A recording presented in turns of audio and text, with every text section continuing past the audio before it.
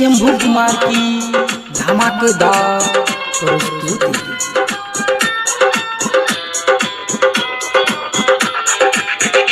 अब हमरा के छोड़ी ससुरा जाइबू जान, दूसरा के सेनुर लगइबू जान। हमरा के छोड़ी ससुरा जाइबू जान, दूसरा के सेनुर लगइबू जान। दिलवा लगा के धोखा दिहन, हमर प्यार के समझ ना पाइबू। हमरा के छोड़ी ससुरा जाइबू जान, दूसरा के सेनुर लगइबू जान। हमरा के छोड़ी ससुरा जाइबू जान। शंभू कुमार की धमाकेदार प्रस्तुति।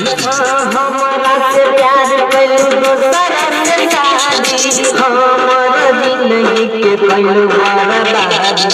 हमरा से प्यार कइलू दूसरा से शादी, शंभू के जिंदगी के कइलू बर्बादी। हमरा के छोड़ी ससुरा जाइबू जान, दूसरा के सेनुर लगइबू जान। हमरा के छोड़ी ससुरा जाइबू जान, दूसरा के सेनुर लगइबू जान। हमरा के छोड़ी ससुरा जाइबू जान। नमस्कार भैया, अगर आप लोग को वीडियो अच्छा लगे हो आज का तो प्लीज़ हमारे वीडियो को लाइक